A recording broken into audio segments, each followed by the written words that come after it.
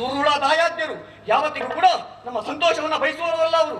ಯಾವತ್ತಿಗೂ ಕೂಡ ನಮ್ಮ ಬಗ್ಗೆ ಅಪಹೇಳನವನ್ನ ಮಾಡುತ್ತಾ ಕಾಲವನ್ನ ಕಳೆಯುವಂತ ಕೌರವಾದಿಗಳು. ಅಮ್ಮ, ಆ ಕೌರವರು ನಮಗೆ ಏನಾದ್ರು ಹೇಳಿದ್ರ? ಅವರಿಂದ ಏನಾದ್ರು ತೊಂದರೆ ಆಯ್ತಾ? ತಾಯೇ, ಯಾರಿಗಾದ್ರೂ ಸಹ ತೊಂದರೆ ಆಗಿದ್ದರೆ ಈ ಮಗ ಅಭಿಮನ್ಯುವಲ್ಲಿ ಹೇಳಿಕೊಳ್ಳಿ ಅಮ್ಮ. ನಿಮ್ಮ ಚಿಂತೆಯನ್ನು ನಾನು ಬಗೆಹರಿಸ್ತೇನಮ್ಮ. ಹೇಳಮ್ಮ ತಾಯಿ, ಹೇಳು ತಾಯಿ, ಹೇಳು. ಹೇಳಮ್ಮ. ಇಂಥ ಪ್ರಕಾರವೂ ಅಭಿಮನ್ಯು ಬೇಡಲು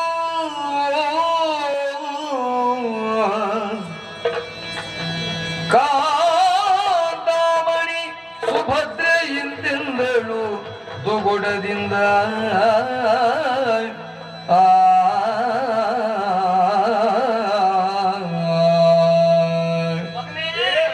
ಏನ ಬೇಡಲಯ್ಯೋ ನಿನಗೆ ಕಂದ ಕಂದ, ಏನ ಬೇಡಲಯ್ಯೋ ನಿನಗೆ ಕಂದ ಕಂದ, ಎನ್ನ ಮಾನಗಾಲಿಯನ್ನು ಕೇಳು ಕಂದ ಕಂದ, ಎನ್ನ ಮಾನಗಾಲಿಯನ್ನು ಕೇಳು ಕಂದ ಕಂದ. ಹಲಧರ ತನ್ನಯ ಮಗಳ ಕಂದ ಕಂದ, ಹಲಧರ ತನ್ನಯ ಮಗಳ ಕಂದ ಕಂದ, ಕುರುಕುಲದ ಕೌರವನ ಸುತ್ತಗೆ ಕಂದ ಕಂದ, ಕುರುಕುಲದ ಕೌರವನ ಸುತ್ತಗೆ ಕಂದ ಕಂದ. ಏನ ಬೇಳಲಯ್ಯೋ ಮಗನೇ ಕಂದ ಕಂದ ಕಂದ ಕಂದ. ಮಗನೇ, ಅಮ್ಮ ಮಲಗಿರುವ ಅಮ್ಮನನ್ನು ಎಬ್ಬಿಸಬೇಕೆನ್ನುವ ಕಾರಣಕ್ಕಾಗಿ ಎಷ್ಟೆಲ್ಲ ಪ್ರಯತ್ನಿಸ್ತಾ ಇದ್ದೇನೆ. ಹೌದು ತಾಯಿ, ನಿಜವಾಗಿ ನಿದ್ರೆ ಬಂದದ್ದು ಹೌದು ಅಂತಾದ್ರೆ ಇಷ್ಟು ಪ್ರಯತ್ನಿಸಬೇಕು ಹೇಳು. ತಟ್ಟನೆ ಹೇಳ್ತಿದ್ದೀನಿ. ಹೌದು, ನಿದ್ರೆ ಬಂದದ್ದಲ್ಲ, ನಿದ್ರೆ ಬಂದ ಹಾಗೆ ಮಲಗಿದ್ದು. ಹೌದಾ? ನಿದ್ರೆ ಬಂದವರನ್ನು ಸುಲಭದಲ್ಲಿ ಎಬ್ಬಿಸಬಹುದು, ನಿದ್ರೆ ಬಂದ ಹಾಗೆ ಮಲಗಿದವರನ್ನು ಎಬ್ಬಿಸುವುದು ಕಷ್ಟ. ಈ ನಟನೆಗೆ ಕಾರಣವೇನು ತಾಯಿ? ಕಾರಣ ಉಂಟು ಮಗನೇ. ನಿನ್ನ ಅಮ್ಮನಿಗೆ ಬೇಸರ ಆಗಿದೆ. ಏನಾಯ್ತು? ಮಲಗಿರುವಂತಹ ಅಮ್ಮನ ಈ ದುಃಖಕ್ಕೋ ಈ ಅವಸ್ಥೆಗೋ ಕಾರಣ ಏನೆಲ್ಲ ಇರಬಹುದು? ನಿನ್ನಷ್ಟಕ್ಕೆ ನೀನು ಯೋಚಿಸಿದೆ, ತರ್ಕ ಸರಿಯೇ. ಹೌದಾ? ಹಾಗಂತ ಉಳಿದ ಮನೆಗಳಲ್ಲಾದ್ರೂ ಹೌದಾಗಿತ್ತು, ನಮ್ಮ ಮನೆಯಲ್ಲಿ ಅಂತ ಸ್ಥಿತಿ ಇಲ್ಲ. ಜಗಳ ಆಡುದಿಲ್ಲ ಯಾರು. ಅತ್ತೆ ಕೋಪಿಸಿಕೊಂಡರೆ ದೊಡ್ಡಮ್ಮ ಇನ್ನೇನಾದ್ರೂ ಹೇಳಿದ್ಲೆ? ಹೇಳಿದ್ರ? ನಮ್ಮ ಮನೆಯ ಸ್ಥಿತಿ ಅಂತದ್ದಲ್ಲ. ಅತ್ತೆ ಸೊಸೆ ಅಂತ ಹೇಳಿದ್ರೆ ತಾಯಿ ಮಕ್ಕಳು ಹೇಗಿರ್ಬೇಕು ಹಾಗಿದ್ದೇವೆ. ಖಂಡಿತ. ಅಕ್ಕ ತಂಗಿರು ಅಂತ ಹೇಳಿದ್ರೆ ನಾವು ಒಡ ಹುಟ್ಟಿದವರಿಗಿದ್ದಲು ಮಿಗಿಲಾದಂತಹ ಸಂಬಂಧವನ್ನು ಹೊಂದಿದ್ದೇವೆ. ಹಾಗಿರುವಾಗ ನಮ್ಮ ಮನೆಯಲ್ಲಿ ಹಾಗೆ ಆಗುವುದಕ್ಕುಂಟೆ. ಇನ್ನು ನಿನ್ನ ಅಮ್ಮನಿಗೆ ಬೇಸರ ಆದದ್ದು ಹೌದು ಮಗನೇ. ನಿದ್ರೆ ಬರ್ಲಿಕ್ಕೆ ಉಂಟು ಹೇಳು. ಆಟ ಆಡುವುದಕ್ಕೆ ಹೋದಂತಹ ನೀನು ಹಸಿದ ಹೊಟ್ಟೆಯಲ್ಲಿ ಬರುವಾಗ ನಿನ್ನ ಹೊಟ್ಟೆ ಹಸಿದಿರುವ ಕಾಲಕ್ಕೆ ನಿನ್ನ ಅಮ್ಮನ ಕಣ್ಣಿಗೆ ನಿದ್ರೆ ಬಂದೀತೋ ಹೇಳು. ಸತ್ಯವಾದೀತ ತಾಯಿ. ಹಾಗಿದ್ರೆ ನೋವಾದದ್ದು ಯಾಕೆ? ಯಾಕಮ್ಮ? ಮೊನ್ನೆ ದಿವಸ ನಾನು ನಿನ್ನ ಅಜ್ಜನ ಮನೆಗೆ ಹೋದ ವಿಷಯ ನಿನಗೂ ಗೊತ್ತು ತಾನೆ? ಹೌದು. ಹೋಗುವಾಗ ಅಲ್ಲೊಂದು ಘಟನೆ ನಡೆಯಿತು ಮಗನೇ. ಏನಾಯ್ತು? ನಿನ್ನ ದೊಡ್ಡ ಮಾವ ಬಲಭದ್ರ ದೇವರು ಬಹಳ ತಲೆ ಬಿಸಿಲಿ ಅತ್ತಂದಿತ್ತ ಇತ್ತಿಂದತ್ತ ಓಡಾಡ್ತಾರೆ, ಏನು ಲೆಕ್ಕಾಚಾರ. ಹೋಗಿ ಅವರಲ್ಲಿ ಕೇಳಿದೆ ನಾನು, ಏನಣ್ಣ ಈ ರೀತಿಯಾದಂತಹ ಅವಸ್ಥೆ ನಿನ್ನದ್ದು, ನಾನೇನಾದ್ರೂ ನಿನಗೆ ಸಹಾಯ ಮಾಡಬಹುದೇ? ಯಾಕೆ ಈ ರೀತಿಯಾಗಿ ಒದ್ದಾಡ್ತಾ ಇದ್ದೀಯಾ? ಅದು ಕೇಳಿದ್ದವ. ನಿನ್ನೆಲ್ಲ ಹೇಳುವಂತದ್ದಲ್ಲ ಬಿಡು, ಇದು ನಮ್ಮ ದೊಡ್ಡವರ ವಿಚಾರ, ನೀನೇನು ಕೇಳ್ತೀಯ? ಖಂಡಿತವಾಗಿ ದೊಡ್ಡವರು ತಲೆಬಿಸಿ ನಮ್ಗೆ ಯಾಕೆ ತಾಯಿ? ಆದ್ರೂ ಒಂದು ಎಷ್ಟೊಂದು ಒಡ ಹುಟ್ಟಿದ ಅಣ್ಣನಲ್ಲಿ ಹೇಳು. ನಾನು ಹಾಗೆ ಹೇಳಿದೆ ಅವನಲ್ಲಿ. ಕೆಲವೊಮ್ಮೆ ನಾವು ಸಣ್ಣವರು ತಿರಸ್ಕರಿಸುವ ಹಾಗಿಲ್ಲ. ದೊಡ್ಡ ಸಮಸ್ಯೆಯನ್ನು ದೊಡ್ಡವರಿಂದಲೇ ಬಗೆಹರಿಸ್ಲಿಕ್ಕೆ ಆಗ್ತದೆ ಅಂತ ಹೇಳಲಿಕ್ಕೆ ಆಗುದಿಲ್ಲ. ಏನು ಅಂತ ಕೇಳಿದೆ. ರಾಜಕೀಯವಾದದ್ದಲ್ಲ, ಸಾಂಸಾರಿಕವಾದಂತಹ ತಲೆಬಿಸಿ. ಏನಂತದ್ದಾಗಿದ್ರೆ? ಏನಂತಾಯ್ತಂತೆ? ನನಗೊಬ್ಳು ಮಗಳಿದ್ದಾಳೆ, ಕನಕಾಂಗಿ ಎನ್ನುವಳು. ಅವಳ ಮದುವೆ ಕುರಿತಾಗಿ ಯೋಚಿಸ್ತಾ ಇದ್ದೇನೆ ಅಂತ ಹೇಳಿದ್ರು. ಕನಕಾಂಗಿಯ ಮದುವೆಯ? ಹೌದು. ಅಲ್ಲಿಗೆ ನಗು ಬಂತು ನನಗೆ. ಯಾಕಣ್ಣ ಅಂಗೈಯಲ್ಲಿ ಬೆಣ್ಣೆ ಇಟ್ಟುಕೊಂಡು ತುಪ್ಪ ಹುಡುಕಾಡಿದ ಹಾಗಾಯ್ತು. ಸೋದರಿಕೆಯ ಸಂಬಂಧ ಅಲ್ವೇ? ಬಂದು ಹೋಗದೆ ಇದ್ರೆ ಬಂಧುತ್ವ ಹಾಳಾಗ್ತದೆ, ಬಳಸದೇ ಇದ್ರೆ ಬಾವಿ ನೀರು ಹಾಳಾಗ್ತದೆ. ಹಾಗಾಗಿ ಸೋದರಿಕೆಯ ಸಂಬಂಧ ಮುಂದುವರಿಬೇಕು ಅಂತಾದ್ರೆ ನನ್ನ ಮಗ ಅಭಿಮನ್ಯು ಬೆಳೆದು ನಿಂತಿದ್ದಾನೆ, ಅವನಿಗೆ ಕೊಟ್ಟು ಮದುವೆ ಮಾಡಬಹುದಲ್ಲ ಅಂತ ಸುಲಭದಲ್ಲಿ ನಾನೊಂದು ಉಪಾಯವನ್ನು ಸೂಚಿಸಿದೆ. ಸರಿ, ಆದ್ರೆ ಅಷ್ಟು ಹೇಳಿದ್ದೆ ತಡ. ನನ್ನ ಅಣ್ಣ ಕುಹಕದಲ್ಲಿ ನಗಾಡಿದ. ಯಾಕಂತೆ? ನಿನ್ನ ಮಗನಿಗೆ ನನ್ನ ಮಗಳು ನೀನು ಅಂತಲ್ಲ, ನೀನೇನೋ ತಲೆ ಕೆಟ್ಟು ಆ ಪಾರ್ಥನ ಮದುವೆಯಾಗಿ ಹೋದೆ. ನನ್ನ ಮರ್ಯಾದೆಯನ್ನು ಕಳೆದವಳು ನೀನು ಆ ಕಾಲಕ್ಕೆ. ಇನ್ನು ನನ್ನ ಮಗಳನ್ನು ಹಾಗೆ ಅದೇ ಪಾಂಡವರ ಸಂತಾನಕ್ಕೆ ಕೊಡ್ಲಿಕ್ಕೆ ನನಗೇನು ಹುಚ್ಚು ಅಂತ ಭಾವಿಸಿದ್ಯಾ? ಅವರು ಭಿಕಾರಿಗಳು, ಅವರಿಗೆ ಒಂದು ನಾಡನ್ನಾಡುವಂತಹ ಯೋಗ್ಯತೆ ಇಲ್ಲ. ಅವರ ಹಣೆ ಪಡೆದು ಬರ್ಕೊಂಡಿದ್ದದ್ದಲ್ಲ. ನಾನು ಕೊಡುವುದಿಲ್ಲ ನಿನ್ನ ಮಗನಿಗೆ ಅಂತ ಹೇಳಿದೆ. ಬೇಸರ ಆಯ್ತು ಮಗನೇ. ಆದ್ರೆ ಏನ್ ಮಾಡೋಣ, ಹೇಳಿದ್ದ ಅಣ್ಣ ಅಲ್ವಾ, ತಿರುಗಿ ಅವನಿಗೆ ಏನಾದ್ರೂ ಹೇಳ್ಬೋದಿತ್ತು ನಾನು. ಆದ್ರೂ ಹಿರಿ ಎನ್ನುವ ಕಾರಣಕ್ಕಾಗಿ ಹೇಳಲಿಲ್ಲ. ಆದ್ರೂ ಕುತೂಹಲ ಆಯ್ತಪ್ಪ, ನನ್ನ ಮಗನಿಗೆ ನೀನ್ ಕೊಡುವುದಿಲ್ಲ, ಯಾರಿಗ್ ಕೊಡ್ತೀಯಾ? ಯಾರಿಗ್ ಕೊಡ್ತಾರಂತೆ? ನನ್ನ ಮಗಳ ಕುತ್ತಿಗೆಗೆ ಕಲ್ಲು ಕಟ್ಟು ಬಾವಿಗೆ ಹಾಕಿ ನಿನ್ನ ಮಗನಿಗೆ ಕೊಡುವುದಿಲ್ಲ ಅಂತ ಹೇಳಿ.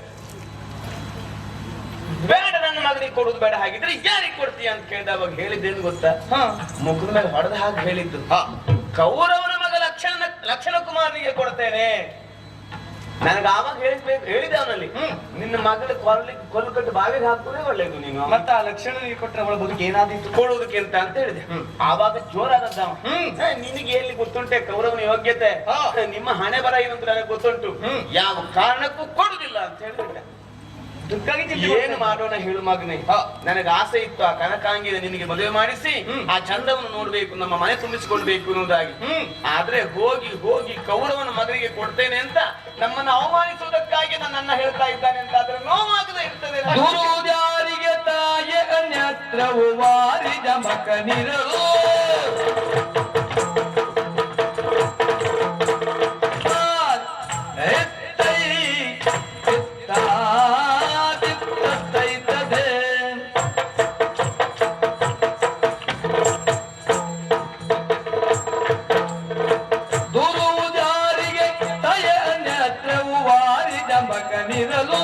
ಅನ್ಯತ್ರವು ವಾರಿದ ಮಕನಿರಲು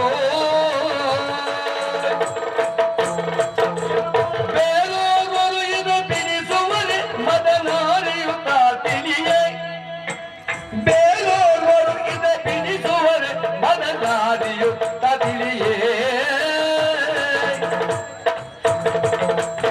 ಬೇಲೋಗರು ಇದು ಬಿಡಿಸುವರೆ ಮದನಾರಿಯುತ್ತ ತಿಳಿಯೇ.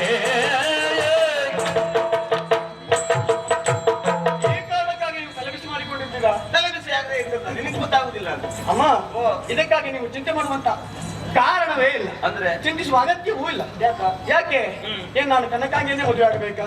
ನನ್ನ ಹಣೆ ಮೇಲೆ ಬರ್ಕೊಂಡು ಉಂಟು ಅಂತ ಆದ್ರೆ ಕನಕಾಂಗಿಗಿಂತ ಒಳ್ಳೆಯಾದಂತ ಹೆಣ್ಣನ್ನ ನಾನು ವರಿಸಬಹುದಲ್ವ ತಾಯಿ? ಬೇರೆ ಹೆಣ್ಣ ನಿನ್ನ ಮದುವೆ ಆಗುವುದಿಲ್ಲ ಅಂತ ಅಲ್ಲ, ಕನಕಾಂಗಿಯನ್ನ ಆಗ್ಬೇಕು ಅಂತ ನನ್ನ ಆಸೆ. ನಿನ್ನ ಆಸೆ, ನಿನ್ನ ಆಸೆಯನ್ನು ನೀನು ಈಡೇರಿಸಿಕೊಳ್ಳಬೇಕು ಅಲ್ಲ, ಅದನ್ನ ನಾವು ಈಡೇರಿಸಿಕೊಳ್ಳೇಬೇಕು ಅಂತ ಆದ್ರೆ ಕೇವಲ ಬಲರಾಮ ಮಾವನಲ್ಲಿ ಮಾತ್ರ ಅಲ್ಲ, ನೇರವಾಗಿ ನನ್ನ ಸೋದರ ಮಾವ ಹಾಗೂ ನನ್ನ ಗುರುಗಳಾದಂತ ಆ ಕೃಷ್ಣ ಪರಮಾತ್ಮನಲ್ಲಿ ಹೋಗಿ ಕೇಳಿಕೊಳ್ಬೇಕಿತ್ತು. ಓಹೋ, ಕೃಷ್ಣನಲ್ಲಿ ಹೋಗಿ ಕೇಳಿದ್ರೆ ಇದಕ್ಕೊಂದು ಉಪಾಯವನ್ನು ಹೇಳ್ತಿದ್ದ. ಏನಾದ್ರೂ ಈ ಮದುವೆ ಮಾಡಿಸೋ ಪ್ರಯತ್ನ ಸಮಸ್ಯೆ ಬಗೆಹರಿತಾ ಇರ್ಲಿಲ್ವಾ? ಅದೇ ನೀನ್ ನನಗೆ ಹೊಸದಾಗಿ ಹೇಳ್ಬೇಕಾ ಮಗನೇ, ನನ್ನ ಮದುವೆ ಪ್ರಕರಣವೇ ಗೊತ್ತಾಗುತ್ತದೆ.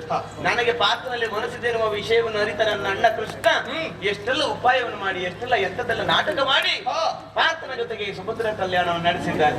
ಹಾಗಾಗಿ ಧೈರ್ಯದಲ್ಲಿ ಹೋಗಿ ನಾನು ಅಣ್ಣನಲ್ಲಿ ಕೇಳಿದೆ, ಏನ್ ಹೇಳಿದ ಮಾವ? ಅಣ್ಣ ಕೃಷ್ಣ, ಹೀಗಾಗಿದೆ ಸ್ಥಿತಿ, ಏನ್ ಮಾಡುವುದು? ಅವಾಗ ಏನ್ ಹೇಳಿದ್ರು, ಯಾವ್ಯಾವ ಕಾಲಕ್ಕೆ ಏನೇನು ಆಗುದೋ ತಡೆಯುವುದಕ್ಕೆ ಯಾರು? ನಿನ್ನ ಮದುವೆ ಕಾಲದಲ್ಲಿ ನಾನು ಮೂಗು ತೋರಿಸುವ ಪ್ರಯತ್ನ ಮಾಡಿದ್ದೆ. ಯಾಕೆ? ನೀನ್ ನನಗೂ ತಂಗಿಯಾಗಿದ್ದೆ. ಆದ್ರೆ ಈಗ ಹಾಗಲ್ಲ, ಕನಕಾಂಗಿ ಅವನ ಮಗಳು, ಅವನು ಏನ್ ಬೇಕಾದ್ರೂ ಮಾಡಬಹುದು, ನನ್ನನ್ನು ಏನ್ ಕೇಳ್ತೀಯ ಅಂತ ಕೈ ಚೆಲ್ಲಿ ಬಿಟ್ಟ ಮಗನೇ. ಹಾಗಾಗಿ ನನಗನ್ಸುವುದು ಈಗ ನಮಗ ನಾವೇ ಗೋಡೆಗೆ ಮೊನ್ನೆ ಮಗನೇ, ನಾವು ಸಾಯ್ಬೇಕು, ಸ್ವರ್ಗ ಪಡಿಬೇಕು. ನಮ್ಮನ ಆಸೆ ಬಂಜೆಯಾಗಿ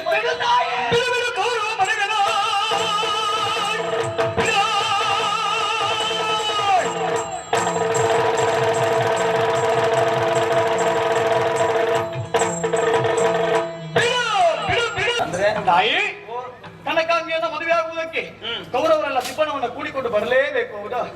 ಈಗಾಗಲೇ ಮದುವೆಗೆ ಮುಹೂರ್ತ ನಿಶ್ಚಯ ಆಗಿದೆ ಮಗನೇ. ಯಾವಾಗಂತೆ? 2 ಮುಹೂರ್ತ ನಿಶ್ಚಯ ಮಾಡಿದ್ದಾನೆ. ಯಾವ್ಯಾವಾಗ? ಒಂದು ಷಷ್ಠಿಯ ಮುಹೂರ್ತ, ತಪ್ಪಿದ್ರೆ ದಶಮಿಯ ಮುಹೂರ್ತ. 2 ಮುಹೂರ್ತ, ಮದುವೆಗೆ 2 ಮುಹೂರ್ತ ಇಡಬಾರ್ದು ಅಂತ ಹೇಳುದು ನನ್ನ 2 ಮುಹೂರ್ತ ಇಟ್ಟಿದ್ದಾನೆ ಅಂದ್ರೆ ತಪ್ಪು ಹೋಗ್ಲೇಬಾರ್ದು ಎನ್ನುವ ಕಾರಣಕ್ಕಾಗಿ. ಭವಿಷ್ಯ ಅವರು 2 ಮುಹೂರ್ತವನ್ನು ಇಟ್ಟಿದ್ದು ಈಗಾಗಲೇ ಅಪಶಕುನದ ಸಂಕೇತವೇ ಆಗಿರಬಹುದು. ಅಂದ್ರೆ ನಾನೇನ್ ಮಾಡ್ತೇನೆ ಗೊತ್ತಾ? ಏನ್ ಮಾಡ್ತೀನಿ? ದೀಪವನ್ನು ಕೂಡಿಕೊಂಡು ಬರುವಂತ ಕೌರವರನ್ನ ಮದುವೆ ಮಂಟಪದಲ್ಲಿ ತಡೆ ಹಿಡಿದು ಬಂದಂತ ಕೌರವನನ್ನ ಒಂದು ಕಂಬಕ್ಕೆ, ನನ್ನ ದೊಡ್ಡ ಮಾವ ಬಲರಾಮ ಅವನನ್ನು ಮದುವೆ ಮಂಟಪದ ಇನ್ನೊಂದು ಕಂಬಕ್ಕೆ ಕಟ್ಟಿ ಹಾಕ್ತೇನೆ. ಕೇವಲ ಅಷ್ಟು ಮಾತ್ರ ಅಲ್ಲ, ಭಾಷಿಂಗವನ್ನು ಹಾಕಿಕೊಂಡು ಬರ್ತಾನೆ ಲಕ್ಷಣ ಕುಮಾರ. ಮದುವೆ ಮದುವೆ ಮದುವೆ ಎಂಬ ಹಾಗೆ ಅವನಿಗಾಗುವುದು ಮದುವೆ ಅಲ್ಲ. ಅವನ ತಲೆ ಮೇಲಿರುವಂತಹ ಭಾಷಿಕವನ್ನ ಕೆಳಗಿಳಿಸಿ ನನ್ನ ಹಣೆಗೆ ಕಟ್ಟಿಕೊಂಡು ಲಕ್ಷಣ ಕುಮಾರನನ್ನ ಕಿತ್ತು ಪಿಸ್ಸಾಡಿ ಕನಕಂಗಿಯನ್ನು ನಾನು ಮದುವೆ ಆಗಿದ್ದೇನೆ ತಾಯಿ, ನಾನು ಮದುವೆ ಆಗುತ್ತೇನೆ. ನೀನೇ ಮದುವೆ ಆಗ್ತೀಯ? ಖಂಡಿತ. ಅಮ್ಮನ ಆಸೆಯನ್ನು ಈಡೇರಿಸಿಕೊಳ್ಳುವಲ್ಲಿ ಎಂತ ಪ್ರಯತ್ನಕ್ಕಾದ್ರೂ ಇನ್ನು ಮುಂದೆ ಅದಾದ ಪ್ರಯತ್ನ ಉಂಟು. ಮಗನ ಮಾತಲಾಲಿಸುತ್ತ ಮಗನ ಮಾತಲಾಲಿಸುತ್ತ ಮುಗುದೆಗರು ಜುದಿ ಮಗನ ಮಾತಲಾಲಿಸುತ್ತ ಮುಗುದೆಗರು ಜದಿ ನಗುತ್ತ ನಲವಿನಿಂದ ಮೊರಟಳಂದು ವೇಗದಿ ನಗುತ್ತ ನಲವಿನಿಂದ ಮೊರಟ ಅಂದು ವೇಗದಿ ಮಗನ ಮಾತಲಾಲಿಸುತ್ತ ಮುಗುದೆಗರು ಜದಿ ನಗುತ್ತ ನಲವಿನಿಂದ ಮೊರಟಳಂದು ವೇಗದಿ ನಗುತ್ತ ನಲವಿನಿಂದ ಮೊರಟ ಅಂದು ವೇಗದಿ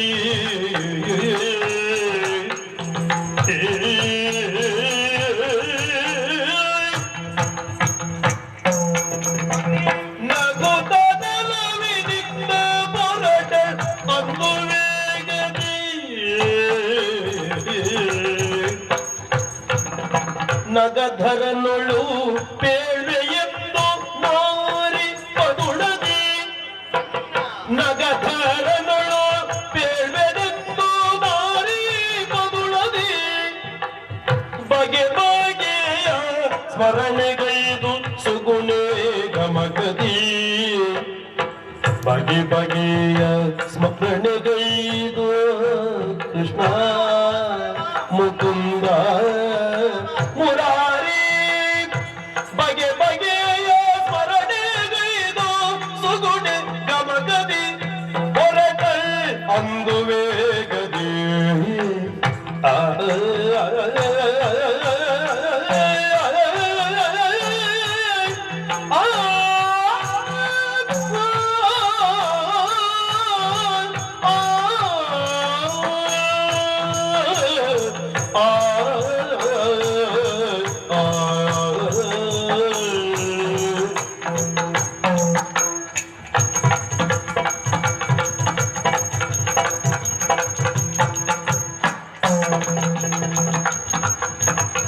ನಗಧರನುಳ್ಳು ಪೇಳ್ವೆಯೊಂದು ನಾರಿ ಪದುಳದಿ ಬಗೆ ಬಗೆಯ ಸ್ಮರಣೆಗೈದು ಸುಗುಣೆ ಗಮಗದಿ ಬಗೆ ಬಗೆಯ ಸ್ಮರಣೆಗೈದು ಸುಗುಣೆ ಗಮಗದಿ ಹೊರಟಳಂದು ವೇಗದಿ ಮಗನ ಮಾತ ಲಾಲಿಸಿ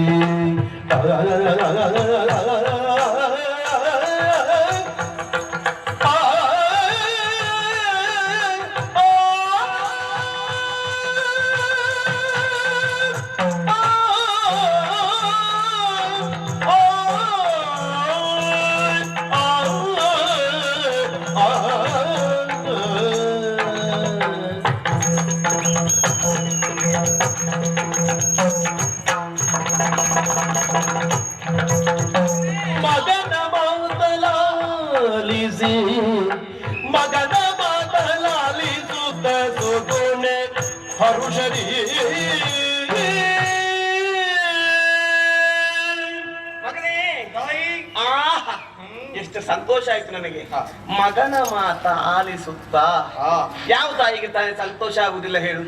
ಮೊದಲಾಗಿ ಮಗುವಿನಿಂದ ನುಡಿಸಿ ಕೇಳಿ ಸಂತೋಷ ಪಡುವುದೇ ತಾಯಿ ಅಲ್ವಾ? ಹೇಳು ಅಮ್ಮ ಅಂತ ಹೇಳು, ಹಾಗೆ ಸಂತೋಷ ಪಡುವುದು ಮಗನೇ. ಲೌಕಿಕವಂತಹ ಯಾವೆಲ್ಲ ವ್ಯವಹಾರವನ್ನು ಗಳಿಸಿಕೊಡುವುದು ಅಲ್ಲಿಂದಲೇ. ಗುರು ಯಾರು ಅಂತ ತಿಳಿಸೋದು ತಾಯಿ. ಅದಕ್ಕೆ ಹೇಳುದು ತಾಯಿ ಅಂತ. ಯಾಕೆ? ನೋಡು ನೋಡು ಇಲ್ಲಿ ನೋಡು, ಅಮ್ಮ ಅಮ್ಮ ಅಮ್ಮ ಅಮ್ಮ ಅಮ್ಮ ಅಂದ್ರೆ ಎತ್ತೆತ್ತಲು ನೋಡುವಂತಹ ಮಗುವಿನ ಚಿತ್ತವನ್ನು ತನ್ನ ಕಡೆಗೆ ಸೆಳೆದುಕೊಳ್ಳುತ್ತಾ ಏಕಾಗ್ರತೆಯನ್ನು ಅಂದಿನಿಂದಲೇ ಕಲಿಸಿಕೊಡುವುದು ಅಮ್ಮ. ಹಾಗಾಗಿ ಅಮ್ಮ ಗುರು ಅಂತ ಹೇಳುದು ಮಗನ. ಖಂಡಿತ. ಇಲ್ಲಿ ನೋಡು ಇಲ್ಲಿ ನೋಡು ಇಲ್ಲಿ ನೋಡು, ಅಮ್ಮ ಅಮ್ಮ ಅಮ್ಮ ಅಮ್ಮ ಅಮ್ಮ ಅಮ್ಮ. ಹೌದಾ? ಮಗನ ಮಾತ ಕೇಳುವುದು ಅಷ್ಟು ಸಂತೋಷ ಮಗನೇ. ತಂದೆಗಾಗಿರಬಹುದು ತಾಯಿಗಾಗಿರಬಹುದು. ಆದ್ರೆ ಇವತ್ತು ನೀನು ಆಡಿದ ಮಾತ್ರ ನನಗೆ ಸಂತೋಷ. ಯಾಕೆ?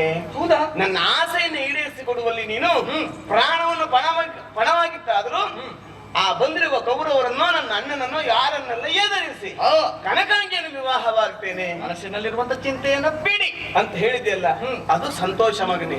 ಈ ಪ್ರಪಂಚದಲ್ಲಿ ಹೇಳಿದ್ನಲ್ಲ, ತಾಯಿ ಋಣವನ್ನು ತೀರಿಸುವುದು ಕಷ್ಟ ಆಗುವುದಿಲ್ಲ. ಆದ್ರೆ ನೀನ್ ಆ ಕುರಿತಾಗಿ ನನ್ನನ್ನು ಸಂತೋಷ ಪಡಿಸುವುದಕ್ಕಾಗಿ ನಾನಾಗ್ತೇನೆ ನಮ್ಮ ಮದುವೆ ಅಂತ ಹೇಳಿದೆಯಲ್ಲ.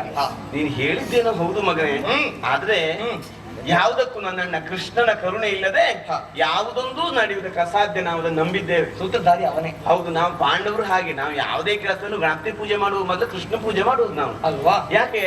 ನಮ್ಮ ಯಾವೆಲ್ಲ ಆಗು ಹೋಗುಗಳನ್ನು ರಕ್ಷಿಸುವ ಹೊಣೆಯನ್ನು ಹೊತ್ತಿದ್ದಾನೆ. ನಮ್ಮೆಲ್ಲ ಕಾರ್ಯವನ್ನ ಆಗಗೊಳಿಸುತ್ತಾನೆ. ಅಂದ್ರೆ ಆಗದೇ ಇರುವುದೆಲ್ಲ ಆಗುವ ಹಾಗೆ ಮಾಡ್ತಾನೆ. ಹಾಗಾಗಿ ಕೃಷ್ಣನನ್ನು ಕಾಣಬೇಕು. ಈಗಾಗಲೇ ಸಮಯ ಕಳೀತಾ ಇದೆ. ಹಾಗಾಗಿ ಕೃಷ್ಣನನ್ನು ಕಾಣಬೇಕು ಅಂತಾದ್ರೆ ನೇರ ಮಾರ್ಗದಲ್ಲ, ಮತ್ತೆ ನಾವು ಒಳ ಮಾರ್ಗದಲ್ಲಿ ಹೋಗ್ಬೇಕು. ರಥವನ್ನು ಸಿದ್ಧಪಡಿಸು, ಹೊರಟು ಬಿಡೋಣವಂತೆ.